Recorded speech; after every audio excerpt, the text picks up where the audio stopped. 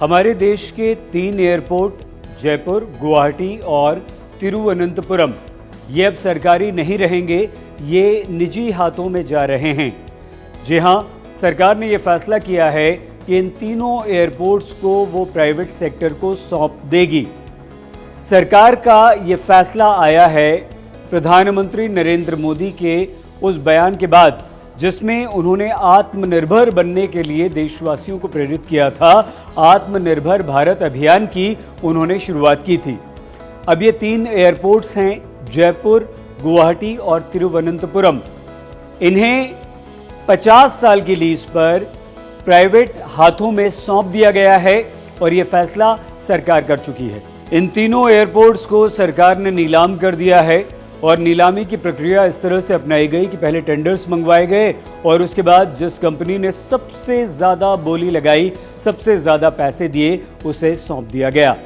तो जयपुर, तिरुवनंतपुरम और गुवाहाटी ये तीनों एयरपोर्ट्स अब अडानी एंटरप्राइजेज लिमिटेड यानी कि अडानी ग्रुप के हो चुके हैं अगले 50 सालों के लिए। अब इसका मतलब क्या हुआ? इसका मतलब ये कतई नहीं हुआ कि सरकार ने ये पूरी तरह से बेच दिया है। हाँ, सरकार ने इन तीनों एयरपोर्ट्स को 50 साल के लिए लीज पर अडानी ग्रुप को जरूर दे दिया है, लेकिन इसमें एयरपोर्ट्स अथॉरिटी ऑफ इंडिया की भागीदारी रहेगी जो कि सरकार के अधीन आती है। और जब 50 साल पूरे हो जाएंगे लीज के, उसके बाद फिर से ये तीनों एयरपोर्ट्स पूरी तरह से एयरपोर्ट्स अथॉरिटी ऑफ इंडिया के पास आ जाएंगे यानी कि सरकार के अधीन।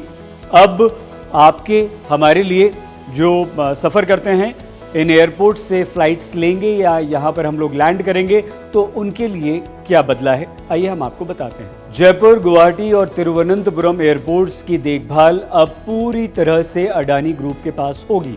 यानी कि जब आप एयरपोर्ट पर पहुँचेंगे उसके बाहर की पार्किंग, उसका इंतज़ाम प्राइवेट हाथों में सौंप दिया गया है, वो यही कंपनी करेगी। इसके अलावा एयरपोर्ट्स के अंदर जितनी भी खाने पीने की दुकानें हैं, दूसरी शॉपिंग की चीज़ें हैं या जो भी सुविधाएं आपको मिलेंगी, वो सारी सुविधाएं इस निजी कंपनी के तहत ही या इसके ज़रिए ही आप हम तक पहुंच पाएंगी। मेडिकल की सुविधा भी यही निजी कंपनी वहां पर प्रोवाइड करवाएगी।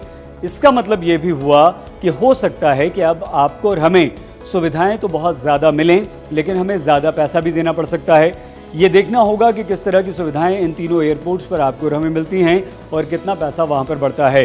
लेकिन ये भी हो सकता है कि अब इन तीनों एयरपोर्ट्स पर आपको और हमें ज़्यादा खर्च करना पड़े या टिकट में भी एयरलाइंस के साथ कोई समझौता करके हमें ज़्यादा पैसे चुकाने पड़े। हालांकि सरकार की तरफ से 1070 करोड़ रुपए एयरपोर्ट्स के रखरखाव, उनके विकास के लिए दिए गए हैं, लेकिन अब ये पैसा इन 3 एयरपोर्ट्स पर खर्च न होकर देश के छोटे छोटे एयरपोर्ट्स पर खर्च होगा। इस फैसले का विरोध भी हुआ है। केरल के मुख्यमंत्री पिनाराई विजयन ने प्रधानमंत्री नरेंद्र मोदी को चिट्ठी लिखकर इस फैसले का विरोध करते हुए कहा है कि केरल सरकार की इस फैसले में अनदेखी की गई है और ये फैसला यानी कि ये 3 एयरपोर्ट्स निजी हाथों को सौंपना गलत है, नियमों के खिलाफ है। इसके अलावा केरल के मुख्यमंत्री विजयन ने कहा कि स्पेशल पर्पस व्हीकल को आप तिरुवनंतपुरम एयरपोर्ट के प्रबंधन और संचालन की जिम्मेदारी सौंपिए, जिसमें केरल सरकार साझेदार भी है। लेकिन केंद्र सरकार ने ऐसा नहीं किया है और इसी का विरोध अब केरल के मुख्यमंत्री कर रहे हैं। इस डील को, इन 3 एयरपोर्ट्स को और ख़ासतौर से तिरुवनंतपुरम एयरपोर्ट को अडानी ग्रुप को सौंपने का विरोध कर रहे हैं।